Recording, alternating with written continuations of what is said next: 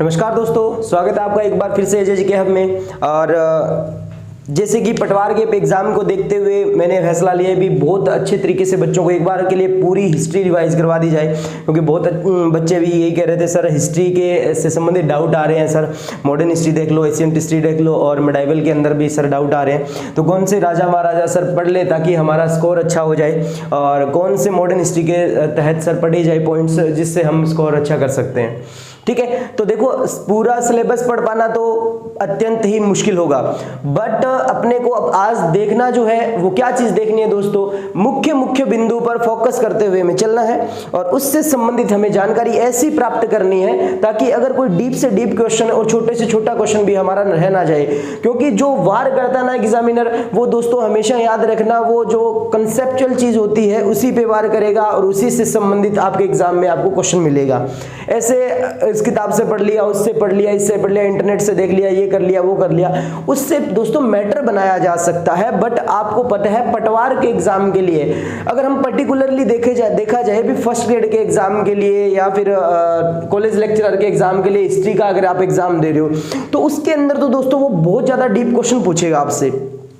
But आपके पटवार exam से दोस्तों वो डीप नहीं क्वेश्चन, वो अच्छा क्वेश्चन होता है परंतु वो ज्यादा डीप गहराई में नहीं जाएगा, क्योंकि उसने कह रखा है भी सर उससे संबंधित क्वेश्चन जो है आपको पढ़ना है। जैसे कि 1857 की क्रांति आपके सामने टॉपिक है, तो इस टॉपिक से संबंधित दोस्तों जैसे कि छावनियां होगी, छावनियों से संबंधित कहां विद्रोह किसके नेतृत्व में हुआ, किस व्यक्ति से संबंधित था, वो जानकारियां हमें प्राप्त करनी है। जैसे कि अपने देखा जाए तो बहुत ही विस्तार से हम नहीं पढ़ेंगे, बट उसी विस्तार से हमने क्या है एक रणनीति निकाली है जिसके माध्यम से आप कम समय के अंदर ये टॉपिक बहुत अच्छे से रिवाइज कर सकते हैं मेरे दोस्तों। चलो नेक्स्ट अपने पढ़ते हैं। तो मैं आपको बताने जा रहा हूं इससे संबंधित जानकारियां, तो गौर कीजिएगा मेरी बात पे। चलो, तो 1857 की क्रांति से संबंधित दोस्तों कारण रहे थे, आपको भी पता है किस तरीके से, जैसे बहादुर शाह जो मुगल शासक था द्वितीय, उसका अपमान किया जाना, उसको बोला गया दिल्ली का लाल किला खाली कर दे। जैसे कि इसके अंदर दोस्तों आपको देखा जाएगा लॉर्ड डलहौजी की नीति, लॉर्ड डलहौजी की हड़प नीति। सर ये हड़प नीति थी लॉर्ड डलहौजी की, इसके तहत दोस्तों क्या था, इसके तहत ये था दोस्तों, मैं आपको बता देता हूं कि वह शासक जिसके कोई संतान नहीं है तो वो संतान गोद नहीं लेगा, गोद नहीं लेगा तो हड़प नीति को ही दोस्तों उसने क्या बोल दिया, गोद निषेध नीति, यानी कि सर बच्चा गोद लेने पे क्या लगा दी, रोक लगा दी। बात समझ में आ रही है? तो गोद निषेध नीति जो है इसको घोषित माना गया, किसको सर, हड़प नीति को। यानी कि सर अगर किसी शासक के संतान नहीं तो उसको क्या है, हड़प लिया जाए। तो हड़प नीति किसकी थी दोस्तों, लॉर्ड डलहौजी की। नेक्स्ट अगर बात की जाए तो दोस्तों एक व्यक्ति का नाम पढ़ा होगा आपने, लॉर्ड वेलेस्ली। क्या नाम पढ़ा हो दोस्तों, लॉर्ड वेलेस्ली। लॉर्ड वेलेस्ली जो था दोस्तों आपको भी पता होगा, ये व्यक्ति जो है 1798 ईस्वी के अंदर आया था भारत में, क्लियर है, गवर्नर जनरल के रूप में आया था और इसने दोस्तों एक नीति अपनाई थी, उस नीति का नाम याद रखिएगा, सहायक संधि नीति। कौन सी नीति थी, सहायक संधि नीति। तो सहायक संधि नीति के तहत दोस्तों इसने क्या किया, यानी कि सर रियासतों से सहायक संधि मतलब संधियां करनी शुरू कर दी, यानी कि जब हम पर विपदा आएगी आप हमारी सहायता करोगे और आप पर विपदा आएगी तो हम आपकी सहायता करेंगे। तो ये बात जो है बोली गई सर किसके द्वारा, लॉर्ड वेलेस्ली के द्वारा। और लॉर्ड वेलेस्ली ने सहायक संधि नीति के तहत दोस्तों याद रखिएगा सर्वप्रथम जो संधि की थी, सर्वप्रथम संधि का प्रयास कह सकते हो आप, संधि का प्रयास जो किया था दोस्तों वो किया था अलवर व भरतपुर रियासत से। किससे किया था, भरतपुर व अलवर रियासत से दोस्तों किया था। ये बात कर रहा हूं मैं 1803-1804 ईस्वी की, क्लियर है क्या। तो 1803-4 ईस्वी के अंदर दोस्तों सर्वप्रथम भरतपुर व अलवर रियासत संधि से मतलब रियासतों से संधि करने का प्रयास किया था। ये प्रयास उसका असफल हो जाता है। क्या हो जाता है दोस्तों, असफल हो जाता है। इसके पश्चात दोस्तों सफल संधि की बात की जाती है। किसकी बात की जाती है, सफल संधि की अगर बात की जाए, गौर से सुनिएगा, तो सफल संधि के अंदर बात आता है दोस्तों, प्रथम संधि जो सफल संधि हुई थी फर्स्ट, वो हुई थी दोस्तों करौली से। किससे हुई थी? करौली रियासत से हुई थी। और करौली का शासक था दोस्तों हरबख्शपाल सिंह। कौन था? करौली का कौन था? हरबख्शपाल सिंह था। और करौली के हरबख्शपाल सिंह की अगर बात की जाती है दोस्तों, तो इस व्यक्ति द्वारा 15 नवंबर 1817 ईस्वी को क्या की गई थी? ये संधि की गई थी। तो प्रथम रियासत कौन सी हो जाएगी आपके साथ में? सर हरबख्शपाल सिंह की करौली की रियासत जो थी, उस व्यक्ति ने सर क्या की थी? सर्वप्रथम अंग्रेजों से संधि की थी। क्लियर है क्या? अंग्रेजों से संधि करने वाली प्रथम रियासत कौन सी होगी? करौली। दोस्तों ये सफल है। अगर करौली अगर ऑप्शन में नहीं है तो वहां पर भरतपुर भी आ सकता है। क्या आ सकता है? भरतपुर या अलवर में से आपको एक मिलेगी। अगर भरतपुर अलवर दोनों है तो भरतपुर हो जाएगी। अगर करौली और भरतपुर आ रही है तो उसमें दोस्तों आपको पूछेगा, वो सीधी अगर पूछ रहा है प्रथम संधि कौन सी से, तो करौली से होती है, क्योंकि दोस्तों वो ऊपर वाली संधियां सफल नहीं हुई थी। क्लियर है क्या? चलो नेक्स्ट इसके पश्चात अगर बात की जाए सर सेकंड संधि की अगर बात की जाती है तो सेकंड संधि दोस्तों कोटा रियासत से होती है। और कोटा का शासक उस समय था सर उमेद सिंह। कौन था? कोटा का शासक कौन था? उमेद सिंह था। इसने सर सेकंड संधि की थी और कहा जाता है दोस्तों पूर्ण शर्तों सहित पुनः संधि करने वाली रियासत। पूर्ण शर्तों सहित पुनः संधि करने वाली रियासत। पुनः संधि, तो पुनः संधि की गई दोस्तों, पुनः संधि करने वाली रियासत वो कौन सी थी दोस्तों? याद रखिएगा कोटा। पहली कौन सी होगी? करौली। और सबसे लास्ट जो आता है दोस्तों, सबसे लास्ट जो संधि करती है दोस्तों वो है सिरोही। और सिरोही की अगर बात की जाती है दोस्तों तो दिसंबर 1823 ईस्वी के अंदर ये संधि होती है। और इसके अंदर पॉइंट्स आता है दोस्तों, सबसे इंपॉर्टेंट शासक कौन था? शिव सिंह। शासक कौन था दोस्तों? शिव सिंह शासक था, जिसने संधि की थी सर किससे? सबसे लास्ट में अंग्रेजों से संधि करने वाली रियासत थी। क्लियर? यहीं पे दोस्तों मैं आपको नोट में एक बात बताना चाहूंगा। ये तो बात आती है प्रथम संधि करने वाली और लास्ट संधि करने वाली। अगर अपने बात करते हैं एकीकरण के दौरान, यहीं पे पॉइंट क्लियर कर रहा हूं मैं आपका। किसके दौरान कर रहा हूं मैं? एकीकरण के दौरान बात कर रहा हूं। एकीकरण के दौरान अगर आपसे पूछा जाए सर्वप्रथम, क्योंकि इसके दौरान तो रियासती पत्र पर हस्ताक्षर करने थे। क्या करने थे? रियासती पत्र पर हस्ताक्षर करने थे। तो एकीकरण के दौरान रियासती पत्र पर हस्ताक्षर करने वाली प्रथम रियासत जो थी वो थी दोस्तों बीकानेर। कौन थी? बीकानेर के अंदर अपने बात की जाती है दोस्तों 7 अगस्त को ये सर करता है 1947 को प्रथम रियासत जो दोस्तों रियासत संधि पर हस्ताक्षर करने वाला रियासती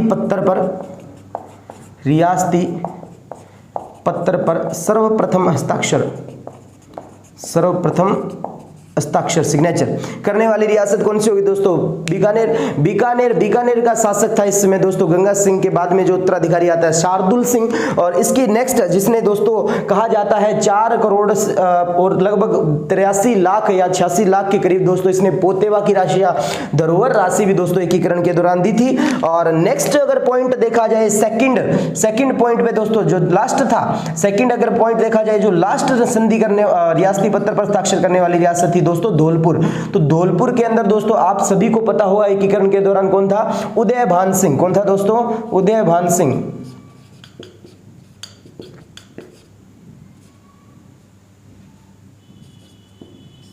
क्लियर? तो धौलपुर रियासत के अंदर दोस्तों सर्वप्रथम संधि धौलपुर रियासत जो थी उसके अंदर संधि करने वाला कौन था? यानी रियासती पत्र पर हस्ताक्षर करने वाला कौन था?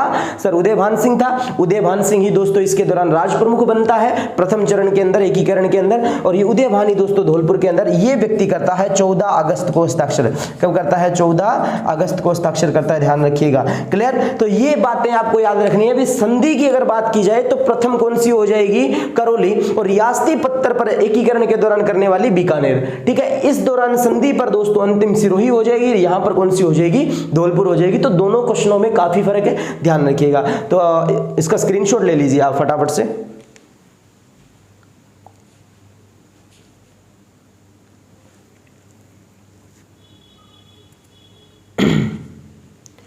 आई थिंक आपको सारी बातें समझ में आ रही होगी बहुत अच्छे तरीके से। दोस्तों कोई टफ नहीं है, इसके अंदर सिर्फ और सिर्फ ध्यान इस चीज का होना चाहिए आपको, क्या कर रहे हो और क्या नहीं कर रहे हो, बस इस चीज से संबंधित। यानी कि करने से तात्पर्य मेरा ये है भी आप जो है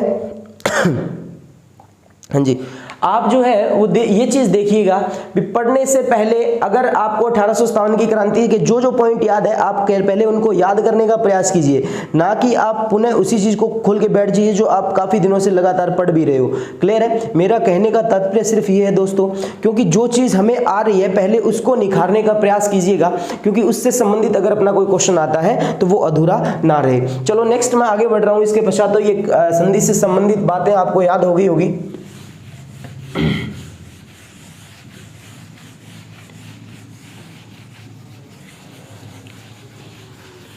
तो विद्यार्थियों की विशेष डिमांड को देखते हुए जो मैंने क्लास प्रारंभ की है दोस्तों, तो अगर आपको पसंद आई तो ज़्यादा से ज़्यादा लाइक शेयर कीजिएगा और चैनल को सब्सक्राइब करना ना भूलिएगा, और अपने फ्रेंड्स के अंदर जितने भी हैं तो उनको शेयर कीजिए, ताकि बहुत ही कम समय में अपने जो है पूरी हिस्ट्री रिवाइज अच्छे से कर सकें। चलो नेक्स्ट आते हैं दोस्तों, क्रांति के कारण से संबंधित अगर तत्कालीन कारण देखा जाए, तत्कालीन कारण में के अंदर देखा जाए दोस्तों तो क्या रहा था मैं आपको बता देता हूं दोस्तों। एक छावनी है बैरकपुर छावनी। कौन सी छावनी है? बैरकपुर छावनी है। और बैरकपुर छावनी के अंदर अपने बात की जाती है दोस्तों, ये पश्चिम बंगाल दोस्तों कोलकाता के अंदर पड़ती है। और इसकी अगर बात की जाए तो बैरकपुर छावनी के एक सैनिक टुकड़ी है 34 NI। कौन सी है? 34 NI के एक सैनिक है जिसका नाम है सर मंगल पांडे। क्या नाम है? मंगल पांडे। ये मंगल पांडे जो है दोस्तों आपको पता है किसकी हत्या कर देता है इसके दौरान, इसको कहा जाता है क्योंकि कैनिंग की नीतियों से ये प्रभावित हो जाता है और इसे गुस्सा आ जाता है। गुस्सा आने के पश्चात ये व्यक्ति जो है मंगल पांडे 2 अंग्रेज अधिकारियों की हत्या करता है, जिनका नाम दोस्तों याद रखिएगा। हत्या की थी इसने, किसकी हत्या की? जनरल बाग व हयूसन। जनरल बाग व हयूसन की दोस्तों इसने क्या कर दी? हत्या कर दी। हत्या करने के पश्चात दोस्तों मंगल पांडे को जो है फांसी लगाई जाती है। क्या लगाई जाती है? फांसी। वो फांसी दोस्तों याद रखिएगा 8 अप्रैल को लगाई जाती है, 8 अप्रैल 1857 को, 8 अप्रैल 1857 को। और ये हत्या करने की जो घटना है दोस्तों इसको भी याद रखिएगा, ये 29 मार्च की घटना है। कब की घटना है ये? 29 मार्च 1857 की घटना है। ये एग्जाम में क्वेश्चन पूछा जा सकता है। तो 29 मार्च 1857 को तो मंगल पांडे ने जनरल बाग व हयूसन की हत्या की, परंतु सर उसे फांसी पर लटकाया गया 8 अप्रैल 1857 को। बैरकपुर छावनी के अंदर मंगल पांडे को क्या दी जाती है? फांसी दे दी जाती है। क्लियर? तो ये कुछ महत्वपूर्ण पॉइंट है दोस्तों, इनके बारे में याद रखिएगा। कैनिंग की नीति की अगर बात की जाए, कौन सी नीति से परेशान हुआ था? तो लॉर्ड कैनिंग जो है, लॉर्ड कैनिंग ये दोस्तों आपको पता है गवर्नर जनरल था। क्या था? गवर्नर जनरल था भारत के अंदर। और इस व्यक्ति ने आते ही सर अपनी एक नीति बनाई, और नीति के तहत इसने कहा जितने भी भारतीय सैनिक हैं, जितने भी भारतीय सैनिक है, इन भारतीय सैनिकों के पास में जो आपके पास में राइफल दी गई है, कौन सी सर? सॉरी, बंदूक दी गई है, ब्राउन बेस बंदूक, एनफील्ड राइफल के स्थान पे ब्राउन बेस। क्लियर है क्या? तो यानी कि सर क्या किया गया? सर इनकी बंदूक चेंज कर दी गई। बंदूक चेंज करने के साथ साथ जो कारतूस थे ना, कारतूस पे दोस्तों गाय व सूअर की चर्बी लगी हुई थी। गाय व सूअर की चर्बी लगी होने के कारण दोस्तों यहां पर क्या हुआ? मंगल पांडे दोस्तों धर्म भ्रष्ट होना समझा उसने, बोला मैं ठहरा ब्राह्मण और गाय के सूअर चमड़ी से मेरा जो है मतलब मुंह लगवा दिया मेरा, तो मेरा धर्म भ्रष्ट हो जाता है। इस बात से लेकर मंगल पांडे को गुस्सा आ गया और मंगल पांडे ने जनरल बाग व इसकी क्या तोड़ दी? खोपड़ी तोड़ दी। तो इस संबंधित दोस्तों ये दोनों दिनांक याद रखिएगा, मोस्ट इंपोर्टेंट आपको दिनांक से क्वेश्चन आ सकता है। क्लियर है क्या? नीति नहीं, नीति से संबंधित दोस्तों क्या कांड हुआ था उससे। तो क्रांति का बिगुल जो दोस्तों बच चुका था, यानी कि सर पहले क्रांति शुरू नहीं हुई, क्रांति का बिगुल बच चुका है, कारण जो है वो प्रारंभ हो चुका है दोस्तों, क्रांति शुरू होगी इसके पश्चात में 29 मार्च 1857 को यह घटना हुई। इसके पश्चात 8 अप्रैल 1857 को क्या कर दे दी जाती है दोस्तों? मंगल पांडे को फांसी दे दी जाती है। तो ये चीज आप फटाफट से स्क्रीनशॉट लीजिए, फिर आगे बढ़ते हैं। शाबाश।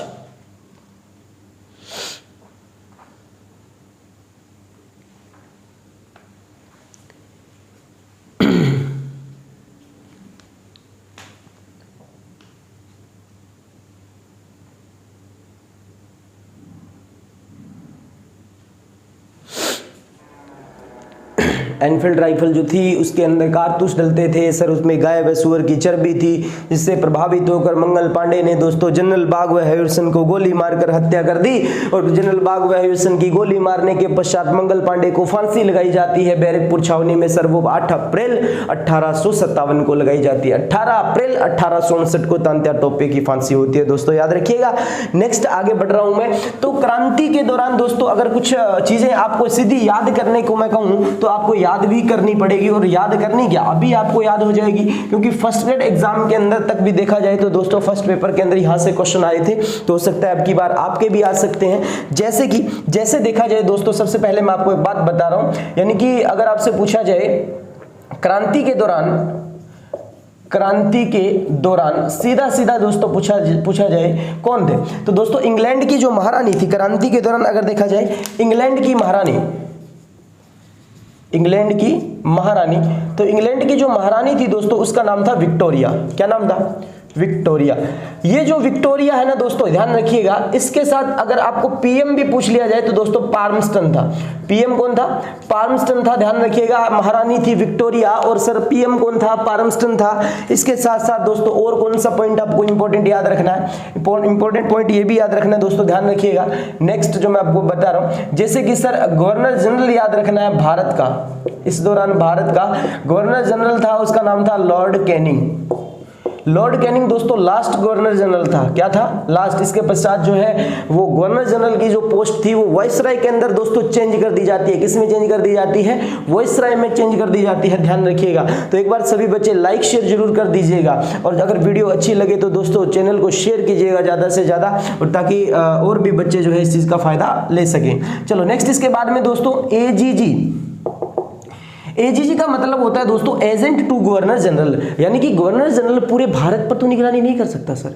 अब नहीं करेगा तो सर ये राज्य में जाएगा, राज्य में सर एजेंट छोड़ दिए उसने। और दोस्तों अपने राजपुताना के अंदर बात आती है, किस में बात आती है? राजपुताना में अगर बात आती है तो गौर कीजिएगा मेरी बात को। राजपुताना में दोस्तों राजपुताना रेजिडेंस की स्थापना होती है, राजपुताना रेजिडेंस की स्थापना। तो राजपुताना रेजिडेंस की स्थापना की अगर बात की जाए दोस्तों तो 1832 ईस्वी के अंदर कहां पर सर? अजमेर में। कहां पर हुई थी? अजमेर में दोस्तों इसका मुख्य ऑफिस बनाया गया था, यानी कि कार्यालय बना था।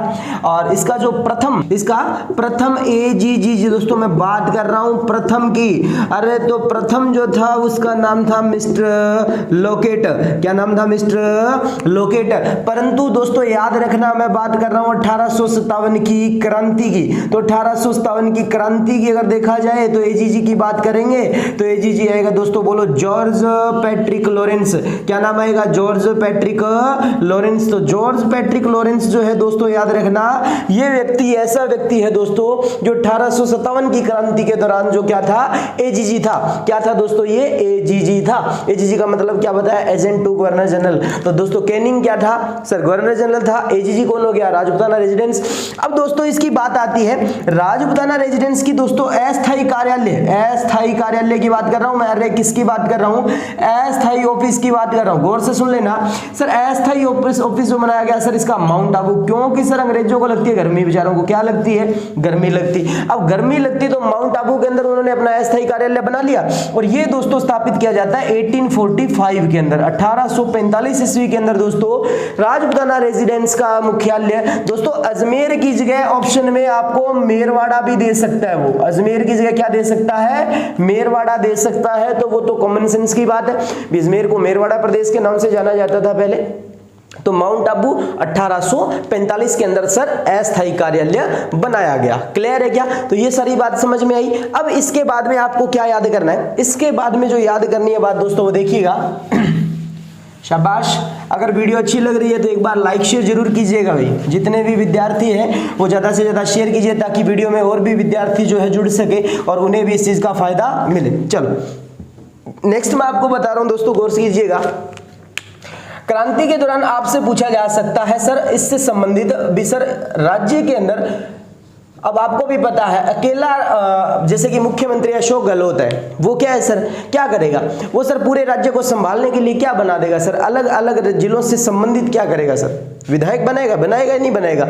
तो उसी प्रकार दोस्तों अगर बात की जाती है इसी से संबंधित अपने यहाँ पे बात करेंगे सर, अलग अलग रियासतों से संबंधित था। राजपुताना का तो दोस्तों हो गया, यहाँ पर मान लो माउंट आबू के अंदर बैठा है कौन, एजीजी बैठा है, कौन बैठा है, एजीजी बैठा है। परंतु सर अपने राज्य के अंदर अपने बात करें, चलो इसको एक बार के लिए छोड़िएगा, इसको एक बार के लिए यहां से छोड़ो, बाद में लाएंगे इसको पकड़ के यहीं पे लाएंगे, लेकिन मैं आपको याद करवा रहा हूं दोस्तों क्या, पीए का मतलब होता है दोस्तों पॉलिटिकल एजेंट। आपसे पूछा जा सकता है जो रियासतों से संबंधित हुआ करते थे।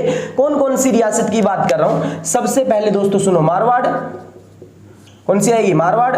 उसके बाद में दोस्तों आपसे पूछी जा सकती है मेवाड़, फिर पूछी जा सकती है कोटा, फिर जयपुर और फिर यहां पे भरतपुर। ये दोस्तों 5 रियासतों से संबंधित अगर आपको पॉलिटिकल एजेंट याद है तो कोई दिक्कत नहीं आएगी। 5 रियासतों के आपको शासक याद होने चाहिए कम से कम, उनसे संबंधित कोई दिक्कत नहीं आएगी। अब मैं बात कर रहा हूं दोस्तों भरतपुर के अंदर जो शासक था उस शासक का नाम था सर जसवंत सिंह। यहां से भी आपका क्वेश्चन निकला। जसवंत सिंह दोस्तों क्रांति के दौरान एकमात्र अल्प आयु राजपुताना का शासक कौन सा था, भरतपुर रियासत का जसवंत सिंह था, जिसका कार्यभार रियासत का संभालने वाला पॉलिटिकल एजेंट था मॉरिसन। कौन था दोस्तों, मॉरिसन जो था वो क्या था सर, इसका एक पॉलिटिकल एजेंट था जिसने सर कार्यभार संभाला था। जयपुर के अंदर बात की जाए तो शासक आएगा दोस्तों राम सिंह द्वितीय। जो हिंदी वाले नाम है वो मान लीजिएगा आप जो है शासकों के लिख रहे हैं सर। और यहां पर सर पॉलिटिकल एजेंट की अगर बात की जाए, पॉलिटिकल एजेंट की, तो जयपुर में था दोस्तों ईडन। कौन था, ईडन था।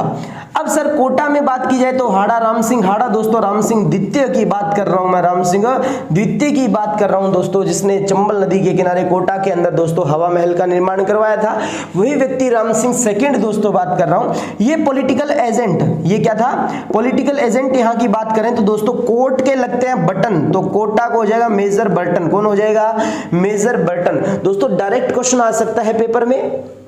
भरतपुर का शासक Jaswant Singh, political agent Morrison, Jaipur का Ram Singh, political agent Eden, Kota का राम सिंह द्वितीय, पॉलिटिकल एजेंट सर बर्टन आ जाएगा। और मेवाड़ की अगर बात की जाती है दोस्तों महाराणा स्वरूप सिंह। कौन आएंगे, महाराणा स्वरूप सिंह आएंगे। और यहाँ पर जो पॉलिटिकल एजेंट आएगा उसका नाम है सर मेजर सावर्स, मेजर सावर्स दोस्तों याद रखिएगा, वो क्या हो जाएगा यहाँ पे पॉलिटिकल एजेंट हो जाएगा। सर यहाँ पे मारवाड़ के अंदर बात की जाती है तो सर यहाँ पे मैक मोहसिन आता है पॉलिटिकल एजेंट। मैक मोहसिन कौन आएगा, पॉलिटिकल एजेंट। और मारवाड़ का शासक कौन आ जाएगा दोस्तों, तख्त सिंह आ जाएगा। कौन आ जाएगा मेरे भाइयों, तख्त सिंह आ जाएगा सर। लेकिन यहां पर एक चीज आपको और भी याद रखनी है, क्या सर, इस तख्त सिंह का एक सेनापति का नाम भी याद रखना, ओनाड सिंह। क्या नाम था, ओनाड सिंह जो है दोस्तों ये सेनापति है। ये आगे आएगा, अपने जब युद्ध लड़ाएंगे इधर मारवाड़ के अंदर, उससे संबंधित इसका नाम पूछा जाएगा। तो ये आपको 5 नाम जो है याद रखने हैं। सिरोही के अंदर बात की जाती है तो पॉलिटिकल जेडी होल था, लेकिन दोस्तों 5 मुख्य है, मारवाड़, मेवाड़, कोटा, जयपुर और भरतपुर। तो आई थिंक ये चीजें आपको याद हो रही होगी। ये दोस्तों याद करनी ही पड़ती है, डायरेक्ट एग्जाम में पूछी जाती है। शासक भरतपुर का जसवंत है तो पॉलिटिकल एजेंट मॉरिसन, जयपुर का शासक राम सिंह द्वितीय, कोटा का शासक राम सिंह द्वितीय, लेकिन सर जयपुर का पॉलिटिकल एजेंट ईडन है तो कोटा का कौन है, बर्टन है। मेवाड़ का स्वरूप है सर, मारवाड़ का कौन है सर, तख्त सिंह है। मारवाड़ का पॉलिटिकल एजेंट मैक मोहसिन है तो मेवाड़ का कौन है सर, मेजर सावर्स है। क्लियर, तो ये सब बातें आई थिंक याद हो गई होगी आपको। चलो जल्दी से स्क्रीनशॉट लीजिए और वीडियो जिसको विद्यार्थी ने अभी तक शेयर नहीं किया वो जल्दी से शेयर कर दीजिए, लाइक कर दीजिए भी, शाबाश। तो ये जो अथक प्रयास है दोस्तों सिर्फ और सिर्फ आपके लिए भावी पटवारियों, तो ध्यान रखना ये पटवारियों के लिए जो किया गया सर अथक प्रयास मेरे लिए भी अच्छा साबित हो और ये आपके लिए भी अच्छा साबित हो, तो इसीलिए ज्यादा से ज्यादा इसको शेयर कीजिएगा। चलो नेक्स्ट आगे बढ़ रहे हैं दोस्तों, शाबाश। तो कुछ बच्चे बहाने बना लेते हैं, ये होता है वो होता है सर, इसलिए हम पढ़ नहीं पाते हैं, ये नहीं कर पाते हैं, वो नहीं कर पाते हैं सर, याद नहीं हो रहा है। तो दोस्तों याद रखिएगा, आप अगर नहीं लगे तो सीट आपकी कोई और ले जाएगा, क्योंकि दोस्तों कामयाबी जो है अक्सर बहानों की मोहताज नहीं हुआ करती। ये दिमाग के अंदर हमेशा बिठा के रखिएगा। जितने दिन बहाने बनाओगे उतने दिन आप पीछे से खिसकते जाओगे। कब तक बहाने बनाने से जिंदगी संवरेगी, नहीं संवरेगी दोस्तों। अगर जिंदगी को एक दिन संवारना ही है तो उठ के चलना पड़ेगा, चलने से भी अगर काम नहीं चल रहा तो दौड़ना पड़ेगा, और दौड़ने से भी काम नहीं चल रहा तो दोस्तों आपको उड़ना भी पड़ेगा।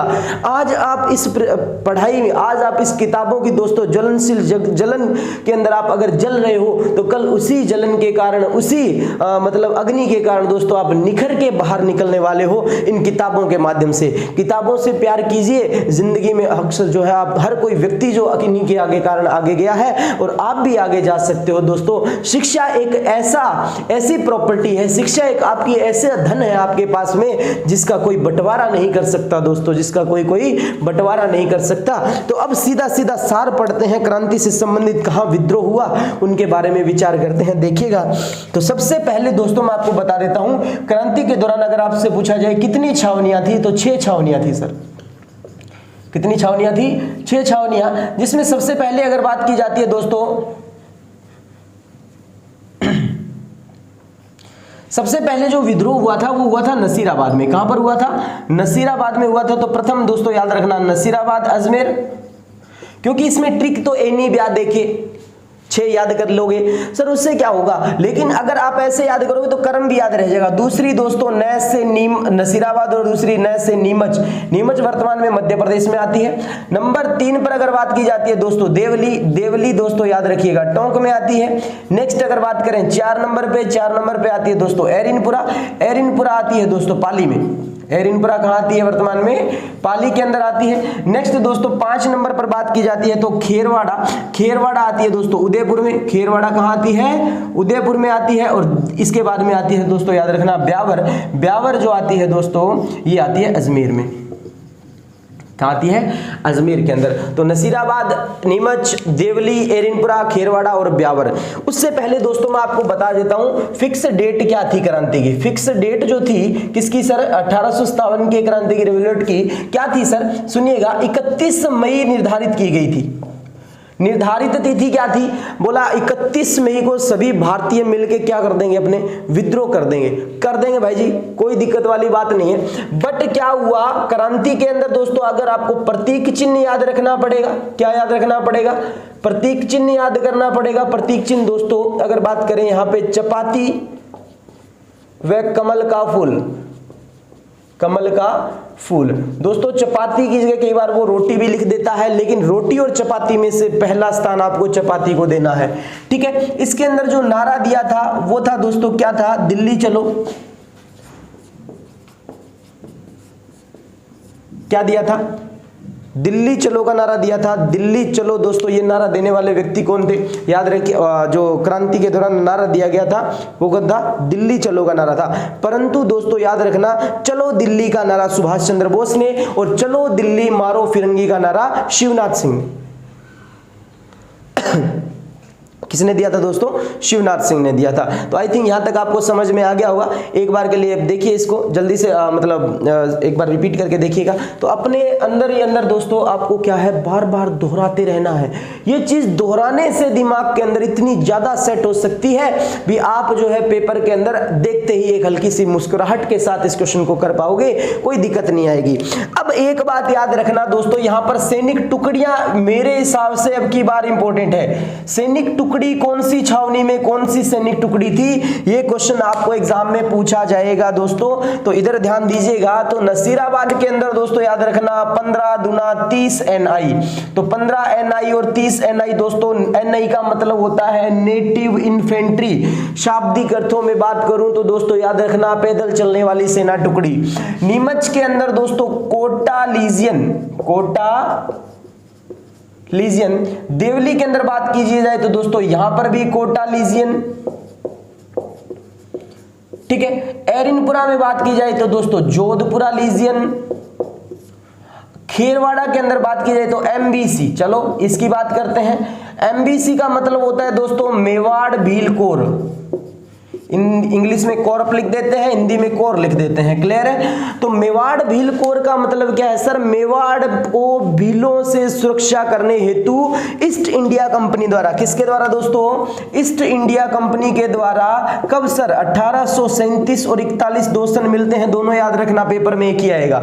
1837-41 में दोस्तों मेवाड़ का शासक था सरदार सिंह। महाराणा सरदार सिंह था दोस्तों, और महाराणा सरदार सिंह के काल में में दोस्तों एमबीसी के द्वारा खेरवाड़ा में किसकी, कहां पर दोस्तों, खेरवाड़ा उदयपुर में सर किसकी स्थापना की गई थी? ईस्ट इंडिया कंपनी के द्वारा एमबीसी की स्थापना की गई थी और वहां वो एमबीसी दोस्तों मेवाड़ भीलकोर के नाम से जानी जाती है। ब्यावर के अंदर दोस्तों मेर रेजिमेंट थी, क्या थी? मेर रेजिमेंट थी, जिसकी स्थापना 1823 ईस्वी के अंदर होती है दोस्तों। मेर रेजिमेंट, मेरों की टुकड़ी जिसे कहा जाता है। जोधपुरा लीजियन की अगर बात की जाती है, जोधपुरा लीजियन की अगर बात की जाती है, गौर से सुनिएगा दोस्तों, जोधपुरा लीजियन 1835 ईस्वी के अंदर दोस्तों जोधपुरा लीजियन जो टुकड़ी है उसकी स्थापना होती है और 1838 में दोस्तों कोटा की स्थापना होती है। तो 1835 ईस्वी के अंदर इसकी स्थापना होती है और इन दोनों की दोस्तों 1838 के अंदर। ये टुकड़ियां दोस्तों पश्चिम बंगाल से बनना प्रारंभ हुई थी और यहां पर आते आते दोस्तों मेरठ से अपने राजपुताना के अंदर पहुंची। अब इनके बारे में इतनी सारी बातें आपको पता चल गई। पहला विद्रोह अगर बात की नसीराबाद में, दूसरा नीमच, तीसरा देवली, चौथा एरिनपुरा। 4 विद्रोह हुए थे, याद रखना कंटिन्यू। ये दो छावनियां ऐसी थी जहां पर दोस्तों कोई विद्रोह नहीं हुआ था, कोई विद्रोह नहीं हुआ था। तो दोस्तों याद रखना दोनों छावनियां खेरवाड़ा और ब्यावर जो ऐसी छावनियां थी जहां पर कोई विद्रोह नहीं हुआ था। तो आई थिंक दोस्तों ये बातें भी आपको समझ में आ गई होगी। नारा दिल्ली चलोगा था, प्रतीक चिन्ह चपाती था। इसका नेतृत्व करता अगर आपसे पूछा जाए क्रांति का नेतृत्व करता, तो वो नेतृत्व करता दोस्तों बहादुर शाह को बनाया गया था। किसको बनाया गया था? मुगल शासक बहादुर शाह द्वितीय को नेतृत्व करता बनाया गया था। तो ये सब बातें आपको याद हो गई होगी मेरे हिसाब से। तो प्रतीक चिन्ह चपाती हुए कमल का फूल, नारा दिल्ली चलो का नेतृत्व करता बहादुर शाह। अगर यहां पर बात की जाए दोस्तों 31 मई को शुरुआत करनी थी, लेकिन नेतृत्वकर्ता दिनांक पूछी जाती है तो दोस्तों 11 मई की सुबह इसको बनाया गया। मॉर्निंग, अर्ली मॉर्निंग दोस्तों इसको नेतृत्वकर्ता घोषित किया जाता है, क्योंकि दोस्तों राजपुताना यानी कि सर भारत में क्रांति की शुरुआत, भारत में क्रांति की शुरुआत, सुन लो यहां से, अच्छा प्रश्न है ये। क्रांति की शुरुआत वो कुछ दिन पहले हो चुकी थी, 10 मई को हो चुकी थी और 10 मई को दोस्तों हो चुकी है, वो हुई है दोस्तों मेरठ से। और मेरठ की दोस्तों एक सैनिक टुकड़ी है NI 20 NI, जिसके द्वारा दोस्तों क्या है क्रांति की शुरुआत की जाती है। तो ऐसे क्वेश्चन आपके दिमाग में होने चाहिए। नेतृत्वकर्ता बहादुर शाह सेकंड, भारत में क्रांति की शुरुआत जो 10 मई को हो जाती है, परंतु होनी कब थी? 31 को। इस चीज का दोस्तों क्या होता है, भारतीय क्रांतिकारियों को लॉस होता है, सही रणनीति नहीं बन पाती हर जगह पे। इसीलिए क्यों, पहले व्हाट्सएप तो था नहीं, भी सर न्यूज भेज दो ऐसे, तो गड़बड़ हो गया ना सारा सिस्टम, तो इसीलिए था ये। तो ये आई थिंक आपको समझ में आ गया होगा। जल्दी से इसका स्क्रीनशॉट लीजिए, फिर मैं आगे बढ़ता हूँ। कम समय के अंदर दोस्तों हमें ज़्यादा चीज़ों को पढ़ने का लुत्फ उठाना है, तो जल्दी से जल्दी आप इसको नोट कर स्क्रीनशॉट ले लीजिएगा। नेक्स्ट मैं आगे बढ़ रहा हूँ दोस्तों। अब अपने करेंगे सीधा सीधा बात विद्रोह पे और उसके बाद में कुछ नए टॉपिक के बारे में विचार करेंगे। क्लियर? तो नेक्स्ट टॉपिक कुछ अलग पढ़ेंगे, तो मैं मेन बातें आपको एक बार के लिए रिवाइज करवा रहा हूँ, तो ये बातें आपको याद रखनी है। अब विद्रोह से संबंधित क्या क्या बातें रहती है सर, फटाफट से एक बार देख लेते हैं। चलो सबसे पहले देखते हैं नसीराबाद का प्रथम विद्रोह देखते हैं दोस्तों, ध्यान रखिएगा। तो बात कुछ ऐसी है, ये लीजिए, तो ये राजस्थान का सर आपने मैप बनाया है, तो ज़्यादा खास तो नहीं बना होगा, पर फिर भी आप देख लीजिएगा, एडजस्टमेंट कर लीजिएगा। दोस्तों यहाँ पे अगर बात की जाती है सर, ये माउंट आबू, क्या है? माउंट आबू। यहाँ पर बात की जा रही है दोस्तों, ये मेरठ है। मेरठ कहाँ पर पड़ता है? यूपी में। और मेरठ से दोस्तों कब की बात हो रही है? मेरठ से अगर बात की जाती है तो 10 मई की अगर बात करूं मैं, 10 मई को क्या हो जाती है सर, क्रांति शुरू हो जाती है। कौन सी टुकड़ी से? 20 NI से, ये भी याद रखना। क्लियर है क्या? तो मध्य मेरठ से सर क्रांति की शुरुआत हो चुकी है 10 मई 1857 को। माउंट आबू में सर कौन बैठा है? AGG बैठा है, AGG बैठा है। इसको AGG को आपको पता है, जॉर्ज पैट्रिक लॉरेंस। इसको पता चलता है दोस्तों 19 मई को। कब चलता है? 19 मई को राजपुताना में पता चला है भी क्रांति की शुरुआत हो चुकी है। अब ये व्यक्ति का अफरा तफरी मच गई, बोला यार 31 मई को शुरू होनी थी, अब कैसे कर दी? तो दोस्तों याद रखिएगा, इस व्यक्ति ने सभी शासकों को सहायक संधि याद दिलवाना शुरू कर दिया। अब क्या था? अजमेर हीरा। अजमेर के अंदर दोस्तों यहां पर एक दुर्ग है, इस दुर्ग का नाम है दोस्तों मैगजीन फोर्ट। कौन सा दुर्ग है? मैगजीन फोर्ट दोस्तों मुस्लिम शैली में बना राजपूताना का एकमात्र दुर्ग जो अजमेर के अंदर बना हुआ है। अकबर द्वारा 1571-72 के अंदर इसका निर्माण करवाया गया दोस्तों, मुगल शैली के अंदर। किसके द्वारा निर्माण करवाया गया? अकबर के द्वारा। मेवाड़ पर आक्रमण करने के लिए दोस्तों इस दुर्ग के अंदर जो है कौन रुका था? जहांगीर रुका था मैगजीन फोर्ट में। अब मैगजीन फोर्ट की अगर बात की जाती है, गौर से सुनिएगा, तो मैगजीन फोर्ट को दोस्तों कहा जाता है क्रांति का शास्त्रागार। 1857 की क्रांति में अंग्रेजों का शास्त्रागार जो कहा जाता है वो किसे कहा जाता है? इसे ही कहा जाता है। ठीक है, इसे ही कहते हैं दोस्तों अकबर का किला।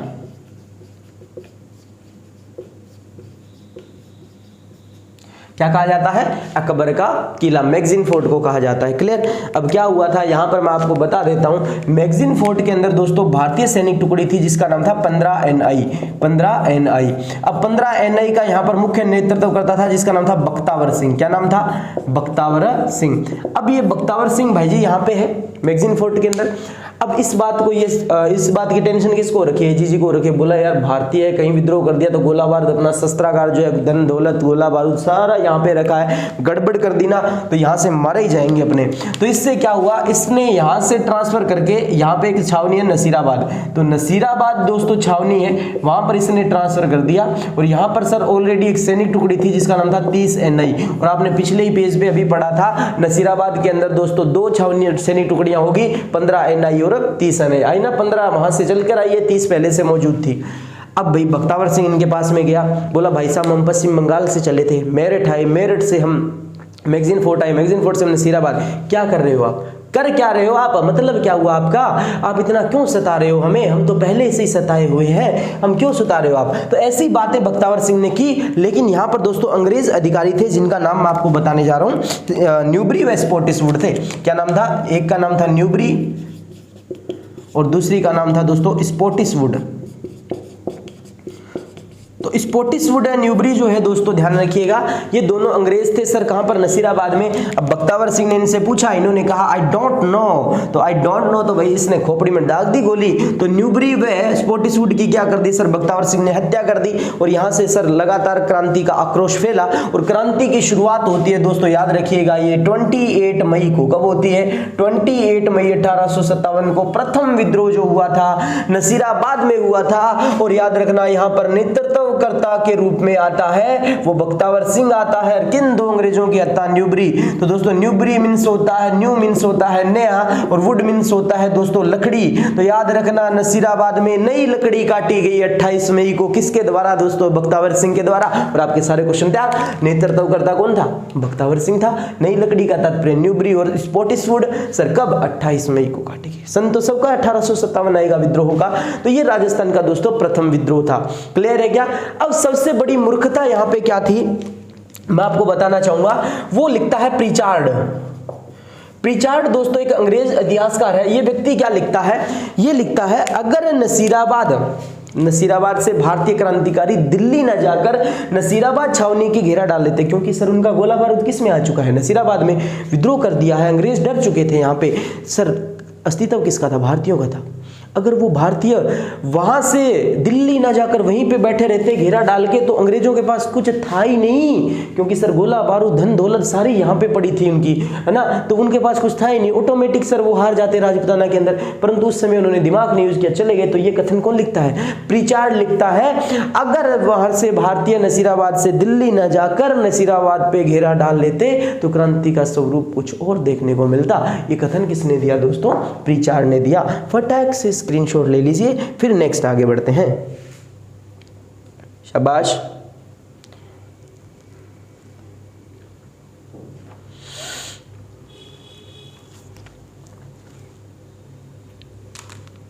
गुड। इसके बाद में दोस्तों नेक्स्ट विद्रोह देखते हैं। नीमच का विद्रोह होता है। नेक्स्ट विद्रोह किसका होता है दोस्तों? नीमच का। आई थिंक आपको समझ में आ गया होगा। अगर वीडियो अच्छी लग रही है तो मेरे दोस्तों जल्दी से शेयर कर दीजिएगा। आपके कारण ही दोस्तों आपको जो आपके जो प्रिय गुरु आप जो समझ रहे हो, मान रहे हो, समझना तो है वैसे तो जो नए बच्चे हैं वो समझेंगे और जो पुराने बच्चे जुड़े हुए हैं वो तो मानते ही हैं। बट आपका साथ और मेरा साथ दोनों मिलेंगे तो हम दोनों आगे निकलेंगे दोस्तों। ना तो मैं आपके बिना अकेला आगे जा सकता हूं, ना आप जा सकते हैं। कैसे सर? सिर्फ और सिर्फ मैं ये नहीं कहना चाहता भी आप आगे नहीं जा सकते, नहीं, लेकिन मैं आपको यहाँ पे पढ़ाऊंगा, अच्छी अच्छी चीजें आपको दूंगा, जिससे आपको क्या होगा, मोटिवेशन मिलेगा और आपको आगे जाने के लिए क्या मिलेगी सर? प्रेरणा मिलेगी। प्रेरणा वो नहीं जो आप सोच रहे हो, प्रेरणा का मतलब आप साहस की बात कर रहा हूं सर मैं, गलत मत लेके जाया करो किसी भी बात को। चलो नेक्स्ट आगे बढ़ते हैं, यहाँ पे नीमच की बात पे विचार करते हैं, नीमच की बात पे विचार करते हैं दोस्तों। तो यहाँ पे सबसे इंपॉर्टेंट बात आती है नीमच की, ये रही सर। अगर देखा जाए तो नीमच सर वर्तमान में मध्य प्रदेश में आती है नहीं आती? परंतु दोस्तों याद रखना, इस पर जो अधिकार था वो किसका था? मेवाड़ का था। और मेवाड़ का पॉलिटिकल एजेंट याद करो जल्दी से, सावरस था। शासक की बात करें तो सर स्वरूप सिंह था। शासक कौन था? स्वरूप सिंह था। जल्दी से काट मार मचा देंगे अपने, फटक से रिवाइज कर देंगे। अभी चार विद्रोही तो पढ़ने हैं, उसके बाद तो कुछ बचता ही नहीं है। तो नीमच मध्य प्रदेश के अंदर दोस्तों जो विद्रोह होता है, याद रखना, उसी विद्रोह के लगभग 4-5 दिन बाद होता है, यानी कि 3 जून को होता है। 3 जून 1857 को विद्रोह हुआ था। यहां पर विद्रोह करने वाला व्यक्ति की अगर बात की जाए, नेतृत्वकर्ता, तो उनका नाम था दोस्तों, याद रखिएगा, हीरा सिंह व मोहम्मद अली बेग। क्या नाम था? मोहम्मद अली बेग। तो मोहम्मद अली बेग व हीरा सिंह जो है दोस्तों, याद रखिएगा, इनके द्वारा यहाँ पर नेतृत्व किया गया। कहा जाता है दोस्तों चुन चुन के गोली मारी थी। यहाँ पर सबसे पहले जो मोहम्मद अली बेग ने गोली ठोकी थी खोपड़ी में, वो किसके ठोकी थी दोस्तों? एबॉट के ठोकी थी। किसके ठोकी थी? एबॉट के ठोकी थी। और ये एबॉट जो है दोस्तों मरने के पश्चात यहाँ पे जितने भी भारतीय क्रांतिकारी थे, सैनिक थे, सभी ने क्या कर दिया दोस्तों? अंग्रेजों को मारना शुरू कर दिया। बोला गोरा गोरी जो भी ठिकाना, खोपड़ी ठोको सीधी। तो यहां से भागते हुए अंग्रेज दोस्तों ध्यान रखिएगा, यहां से भागते हुए कहां जाते हैं सर? जाते हैं ये चित्तौड़ में। कहां जाते हैं? चित्तौड़गढ़ में एक गांव है सर, डूंगला। तो याद रखना सर, कहां पर भागे हुए अंग्रेजों? नीमच से भागे हुए अंग्रेजों ने कहां पर शरण ली थी? तो याद रखना, पहले तो आए थे डूंगला, और डूंगला से दोस्तों इनको लेके गया था सावरस। कहां सर? मेवाड़। और मेवाड़ में देखते हो दोस्तों आप, जो झीलों की नगरी के नाम से जाना जाता है, लेक सिटी, उदयपुर। और उदयपुर की फेमस झील दोस्तों पिछोला झील, जो राणा लाखा के काल में निर्मित हुई थी। और पिछोला झील के दोस्तों किनारे बना हुआ जग मंदिर महल, कौन सा महल रहे? जग मंदिर महल में शरण दी थी दोस्तों किसके पास? किसने शरण दी थी? सावरस नहीं, स्वरूप सिंह लेके गया था। कौन लेके गया था? स्वरूप सिंह लेके गया था दोस्तों, ये बात याद रखना। तो सावरस पे राउंड लगा दिया मैंने। स्वरूप सिंह शासक है, सावरस तो आदेश देता है इसको भी जो तेरे रियासत से संबंधित। तो दोस्तों याद रखना, स्वरूप सिंह सर फर्स्ट शासक बन जाता है जो अंग्रेजों को 1857 की क्रांति के दौरान साथ देता है। तो स्वरूप सिंह ने क्या दिया था? साथ दिया था। और इसका एक क्वेश्चन और भी बन के आपके लिए आता है। वो क्वेश्चन क्या है सर? नीमच मध्य प्रदेश में जो विद्रोह हुआ उसको दबाने के लिए मेवाड़ का शासक समय गया था। तो एकमात्र शासक बताइए जो विद्रोह को दबाने हेतु समय जाता है, वो था स्वरूप सिंह। स्वरूप सिंह ही सर पहला शासक था जिसने सहायता की थी राजपूताना में क्रांति के दौरान। कैसे सर वहां से भागे, वहां से सर कहां से? नीमच से भागे सर 40 अंग्रेज जो कहां रुके थे? डूंगला चित्तौड़ में। डूंगला चित्तौड़ से सर उनको कहां लेके आया? उदयपुर की पिछोला झील के किनारे बने जग मंदिर महल, जिसका निर्माण शुरू करवाया था करण सिंह ने और पूर्ण करवाया था जगत सिंह प्रथम ने। तो उस मंदिर महल के अंदर दोस्तों क्या दी थी? इसने शरण दी थी। तो ये लीजिए आपका सेकंड विद्रोह हो जाता है दोस्तों कंप्लीट। देखो इसके पश्चात अपने बात करते हैं तीसरे विद्रोह पे। तीसरे विद्रोह जो है वो आ जाता है दोस्तों देवली टोंका। तो स्क्रीनशॉट ले लिया होगा इसका। चलो नेक्स्ट आगे बढ़ते हैं। तो जल्दी से जल्दी शेयर कीजिए दोस्तों। शाबाश। तो मेरे हिसाब से क्रांति आपकी बड़े बड़े स्वरूप से रिपीट हो गई होगी दोस्तों, बारीकियों से तो आपने काफी पढ़ रखी है, लेकिन मेन पॉइंट जो है मैं आपके सामने लेके आ रहा हूं। तो तीसरा जो विद्रोह हुआ था दोस्तों वो हुआ था देवली में। देवली कहां आता है दोस्तों? टोंक में आता है। सीधा सा याद रखना, टोंक के सर नवाब वजीरुद्दौला जो थे दोस्तों याद रखिएगा, वो कहां के नवाब थे दोस्तों? टोंक के नवाब थे। इनके मामा जो थे, इनके मामा जिनका नाम था मीर आलम खां। मीर आलम खां जो है दोस्तों यहाँ पर करते हैं क्रांतिकारियों का नेतृत्व। और यहाँ पर क्या होता है सर? विद्रोह। ये होता है 4 या 5 जून को। तो 4 या 5 जून को सर देवली में विद्रोह हुआ, जो तीसरा विद्रोह था दोस्तों। इसके पश्चात सभी क्रांतिकारी दिल्ली जो हब था, केंद्र था सर भारत के अंदर, वहां पहुंच जाते हैं। राजस्थान में केंद्र था नसीराबाद और भारत में में दोस्तों दिल्ली को बनाया गया। तो दोस्तों वहां से दोस्तों सभी जो क्रांतिकारी दिल्ली पहुंच जाते हैं दिल्ली में विद्रोह करने के पश्चात, और मेन और चौथा विद्रोह आता है जिसका नाम है सर एरिनपुरा विद्रोह। कौन सा विद्रोह आता है? एरिनपुरा। तो 3 विद्रोह अपने हो चुके हैं दोस्तों, याद रखिएगा 3 विद्रोह अपने हो चुके हैं। चौथे विद्रोह की ओर बढ़ रहे हैं। चौथे विद्रोह के अंदर देखा जाए तो दोस्तों एरिनपुरा, कौन सा? एरिनपुरा विद्रोह में दोस्तों आपको कुछ ही नहीं याद करना, मैं आपको बता देता हूं, सीधी सीधा सा फंडा है। एरिनपुरा विद्रोह के अंदर सबसे पहले आपको याद रखना है भी सर ये कौन सी रियासत के दिन था? मारवाड़ के। मारवाड़ का उस समय शासक था सर तख्त सिंह। कौन था? तख्त सिंह था सर। उस तख्त सिंह की बात की जाए एक मिनट, तख्त सिंह की बात की जाए तो दोस्तों ध्यान रखिएगा, सबसे पहले मैं आपको बता देता हूं मारवाड़ के अंदर दोस्तों जैसे क्रांतिकारी आते हैं, कौन आते हैं? क्रांतिकारी आते हैं एरिनपुरा छावनी में। कौन सी छावनी में? एरिनपुरा छावनी में क्रांतिकारी आते हैं। तो क्रांतिकारियों के पीछे दोस्तों यहाँ पर सेना लगा दी जाती है और क्रांतिकारी यहाँ से भागकर सर चले आते हैं आउवा में। कहाँ चले आते हैं? आउवा पाली में चले आते हैं दोस्तों, याद रखिएगा। क्रांतिकारी कहाँ आ चुके हैं दोस्तों? आउवा पाली में। और उसमें आउवा पाली का ठाकुर था ठाकुर कुशाल सिंह चंपावत। कौन था? ठाकुर कुशाल सिंह चंपावत था। और ठाकुर कुशाल सिंह चंपावत की अगर बात की जाए, कुशाल सिंह चंपावत की बात की जाए तो आउवा के पाली के ठाकुर दोस्तों ये व्यक्ति ने खुला चैलेंज दे दिया था मारवाड़ के शासक तख्त सिंह को, क्योंकि तख्त सिंह ने कहा था तेरे पास जो क्रांतिकारी रुके हैं उनको बाहर निकाल दे। बोला क्यों निकालूं, मेरी मर्जी नहीं निकाल रहा। तो कुशाल सिंह और तख्त सिंह के मध्य क्या हो जाता है दोस्तों? घमासान युद्ध होते हैं। पहले युद्ध का नाम लिया जाए तो यहां पर सर उस युद्ध का नाम याद रखना, बिठोड़ा का युद्ध। कौन सा युद्ध? बिठोड़ा का युद्ध। बिठोड़ा का युद्ध लड़ा गया दोस्तों 8 सितंबर को।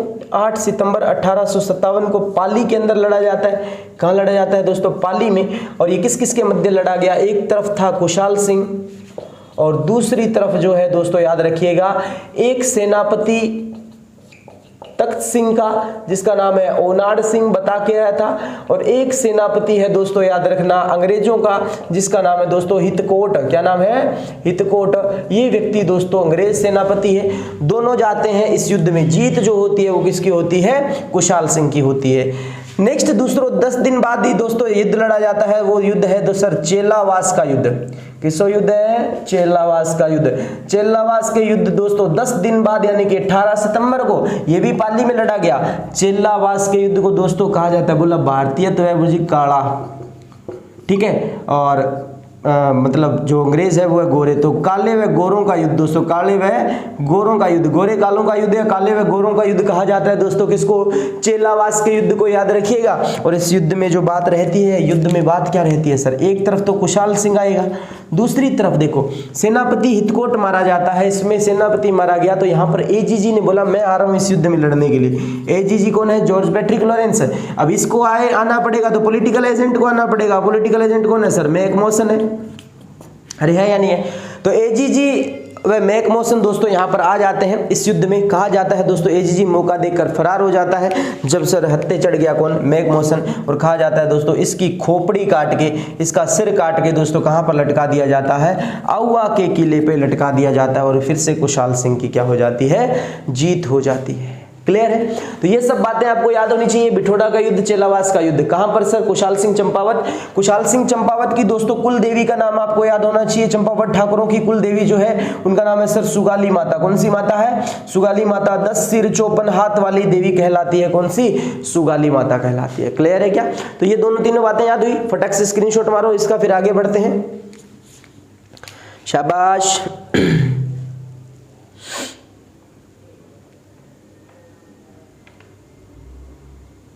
यहाँ पे जॉर्ज पैट्रिक लॉरेंस के पुत्र अलेक्जेंडर की भी हत्या कर दी जाती है, ध्यान रखिएगा।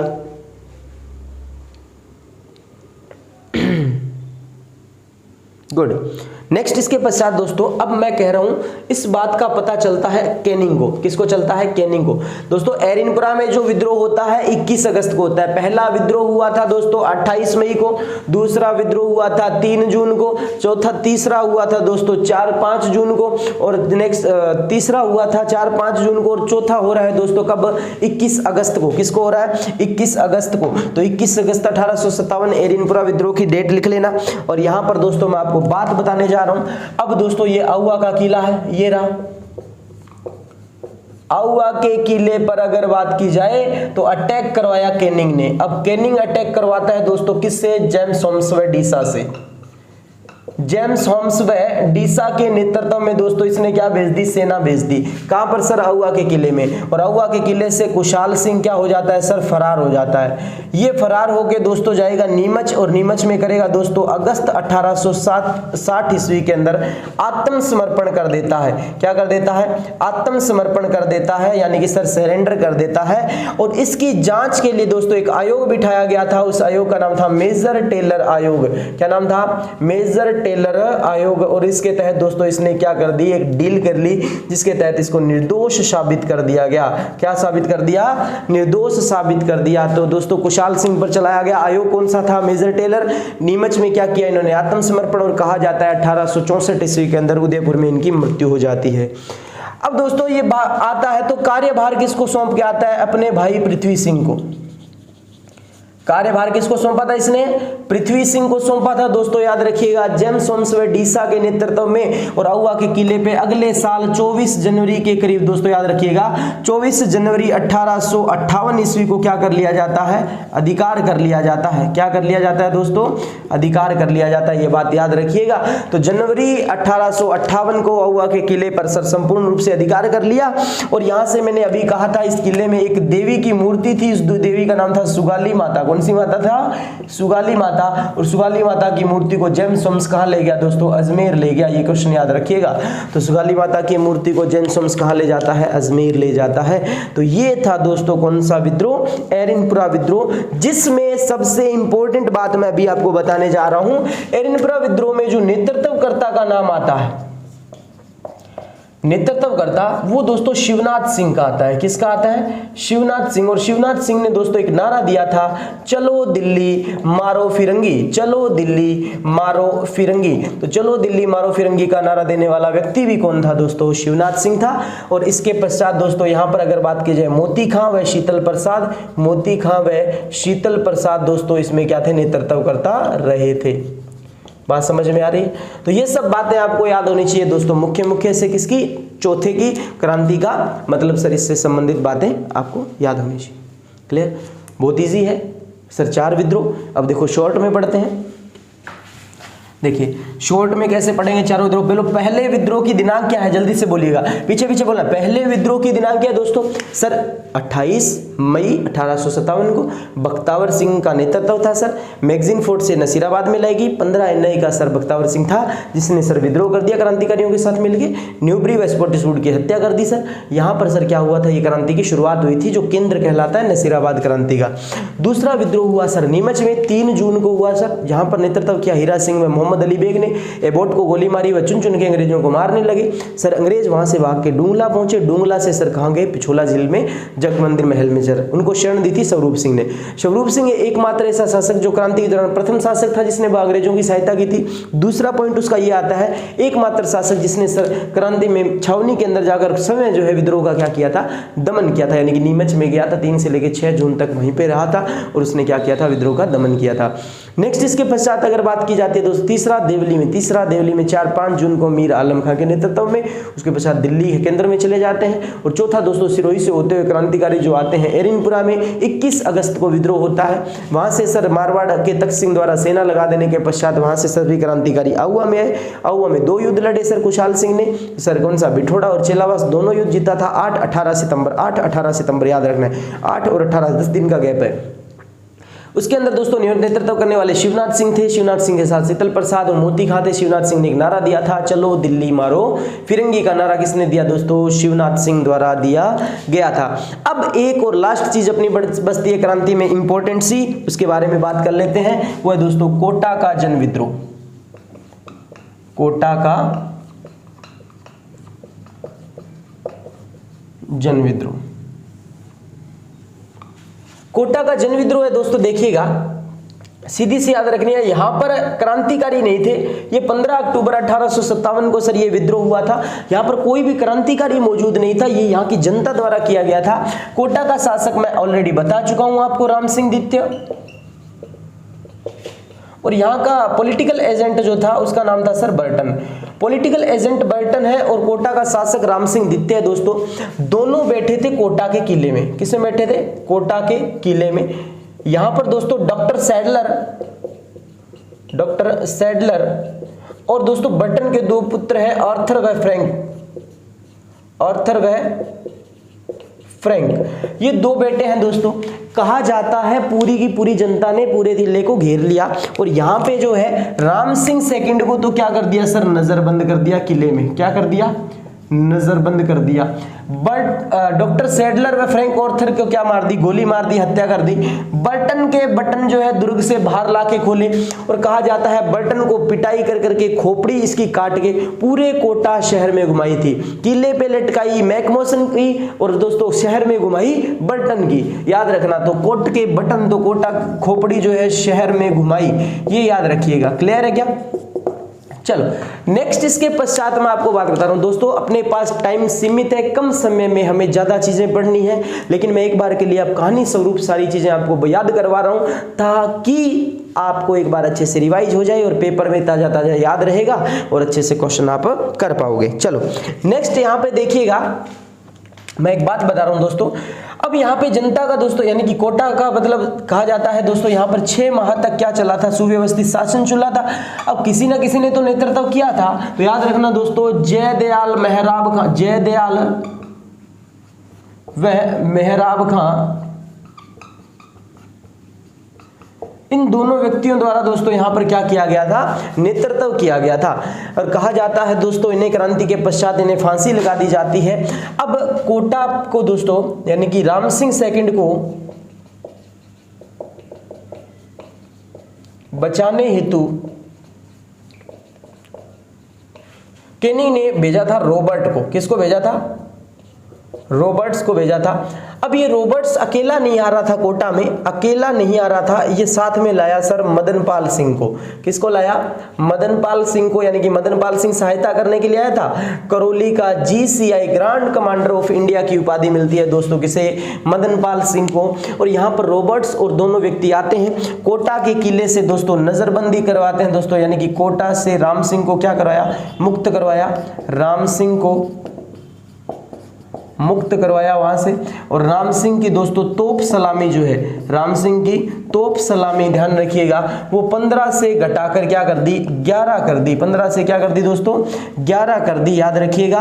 और ये मदनपाल सिंह जो था इसे एक तो GCI की ग्रांड कमांडर ऑफ इंडिया की उपाधि दी गई और प्लस में दोस्तों इसकी तोप सलामी 13 से बढ़ाकर 13 से 17 कर दी। क्या कर दी सर? तोप सलामी। तोप सलामी दोस्तों एक रैंकर थी रियासतों की, उसके आधार पर तो तोप सलामी 13 से बढ़ाकर 17 की गई सर। किसकी? मदनपाल सिंह की, जो करौली रियासत का था। राम सिंह की 15 से 11 कर दी, जो कोटा रियासत का था। अब यहां पर बात बता रहा हूं दोस्तों,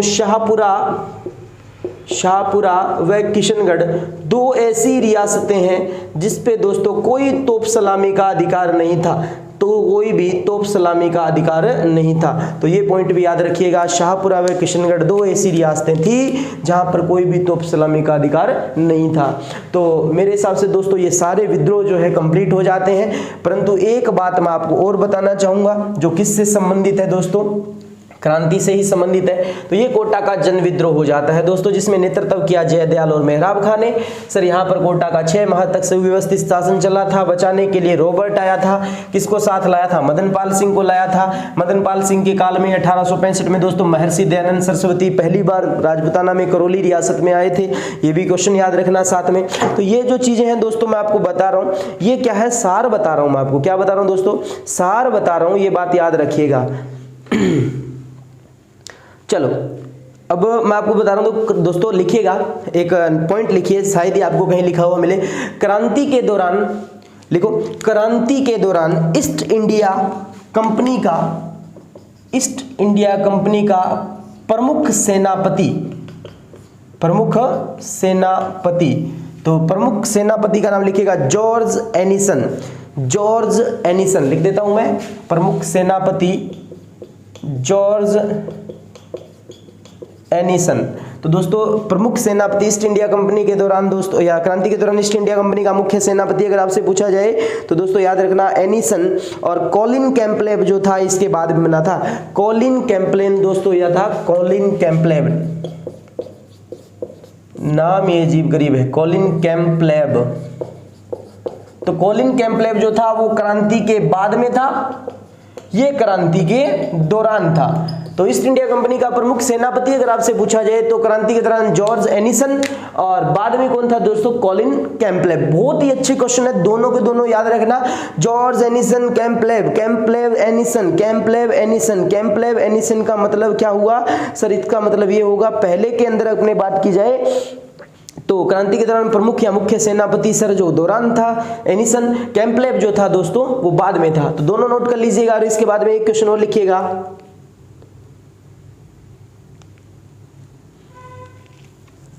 चलो लिखिएगा एक क्वेश्चन, क्रांति के समय प्रशासन, क्रांति के समय प्रशासन का, क्रांति के समय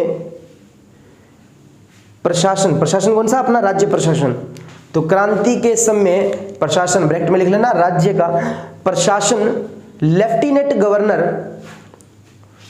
प्रशासन लेफ्टिनेंट यानी कि प्रशासन अधिकारी बोल दो, प्रशासन लेफ्टिनेंट गवर्नर कॉल्विन था। कौन था दोस्तों, कॉल्विन। तो राज्य प्रशासन अधिकारी जो था दोस्तों, यानी कि राज्य लेफ्टिनेंट गवर्नर जो था उसका नाम था कॉल्विन। तो एक जैसे से नाम है, एनिसन है, कैम्पबेल है, कॉल्विन है, ये तो है दोस्तों प्रशासन अधिकारी, प्रशासन अधिकारी। ठीक है, ये बात की जाती है दोस्तों, मुख्य अधिकारी है दोस्तों, अपनी बात करें मुख्य सेनापति है किसका, ईस्ट इंडिया कंपनी का, ये क्रांति के बाद का है, ये क्रांति के दौरान का है। तो ये तीन क्वेश्चन मेरी तरफ से और याद रखना, अच्छे क्वेश्चन है, अब की बार एग्जाम में पूछे जा सकते हैं। अगर बात करें क्रांति के दौरान की, प्रमुख सेनापति एनिसन, क्रांति के बाद कैम्पबेल, और कॉल्विन जो था दोस्तों प्रशासन अधिकारी था राज्य का क्रांति के दौरान। ठीक है, चलो नेक्स्ट आगे बढ़ते हैं। और एक चीज और बता रहा हूं आपको मैं तांत्या टोपे के बारे में भी, राजस्थान में तांत्या टोपे कितनी बार आया था। तो राजस्थान में तांत्या टोपे जो है 2 बार आया था। राजस्थान में तांत्या टोपे 2 बार आया, 2 बार। क्लियर है, आते ही सर पहले तो आया था सर ये अगस्त 1858 के अंदर, दूसरी बार आया था सर ये लगभग 15 दिसंबर 1858 के अंदर आया था, और यहाँ पर ये 8 अगस्त को आता है, ये 15 दिसंबर को, ये 2 दिनांक मिलती है इसकी। क्लियर है क्या, तो 8 अगस्त 1857 में दिसंबर 1858 को दोस्तों ये 2 बार व्यक्ति आया था। कहां पर सर, राजस्थान में आया। कहां पर आया, राजस्थान में। सबसे पहले आता है सर ये मांडल के अंदर, जो स्थान पड़ता है सर भीलवाड़ा में। दूसरी बार आता है सर ये बांसवाड़ा में। दूसरी बार कब आता है, ये बांसवाड़ा में आता है दिसंबर में। ठीक है, आते ही सर इसने कुबाड़ा किया। आते क्या किया, कुबाड़ा किया। तो याद रखना कुआड़ा का युद्ध, याद रखना क्या, कौन सा, कुआड़ा का युद्ध। और कुआड़ा का युद्ध दोस्तों जो लड़ा जाता है वो 8-9 अगस्त को लड़ा जाता है सर 1858 को, कोठारी नदी के किनारे भीलवाड़ा, कोठारी नदी के किनारे भीलवाड़ा में लड़ा गया दोस्तों। किस किस के मध्य लड़ा गया, तांत्या टोपे व रॉबर्ट्स के मध्य लड़ा गया, रॉबर्ट्स के मध्य लड़ा गया। इसमें जीत किसकी हुई थी, रॉबर्ट्स की हुई थी। कुआड़ा का युद्ध जो है वो किसने लड़ा था दोस्तों, तांत्या टोपे ने लड़ा था। तांत्या टोपे ने सर ये युद्ध कब लड़ा था, 8-9 सर अगस्त को लड़ा था, और 8-9 अगस्त को सर कुआड़ा किया आते ही सर किसने, तांत्या टोपे ने किया था। क्लियर है क्या। नेक्स्ट इसके बाद में दोस्तों अमीरगढ़ का युद्ध भी लड़ा था इसने 11 नवंबर को। अमीरगढ़ का युद्ध दोस्तों याद रखना, अमीरगढ़ का लिख देता हूं मैं यहां पे, इसका जो सेकंड युद्ध अगर बात की जाए तो अमीरगढ़ का युद्ध ये जो लड़ा इसने दोस्तों 11 नवंबर को 1858 को लड़ा था, 1858 को लड़ा था। ये भी 1858 है भाई, गलती से लिख दिया। अब देखो अमीरगढ़ का युद्ध किसके मध्य लड़ा, अमीरगढ़ कहां पर आता है, टोंक, और टोंक के नवाब वजीरुद्दौला और किसके मध्य, तांत्या टोपे के मध्य लड़ा गया था अमीरगढ़ का युद्ध। इसमें भी सर अमीरगढ़ के जो नवाब थे वही जीते थे, नवाब वजीरुद्दौला जीते थे। तांत्या टोपे के पास तो सेना ही नहीं थी, कैसे जीतता बेचारा बताओ। ठीक है, अब तांत्या टोपे को दोस्तों 7 अगस्त को बंदी बना लिया जाता है, सॉरी 7 अप्रैल को, 7 अप्रैल 1859 को नरवर में अंग्रेजों द्वारा क्या बना लिया गया, बंदी बना लिया गया। बंदी बना लिया गया। अब बंदी बनाया गया किसके कारण सर? नरवर का था मानसिंह नरूका। नरवर का कौन था दोस्तों? मानसिंह नरूका था। और मानसिंह नरूका के विश्वासघात से सर किसको बंदी बना लिया? तांत्या टोपे को। और दोस्तों लगभग 10 दिन बाद यानी कि 18 तारीख को दोस्तों याद रखना 1859 ईस्वी में तांत्या टोपे को क्या लगा दी जाती है दोस्तों?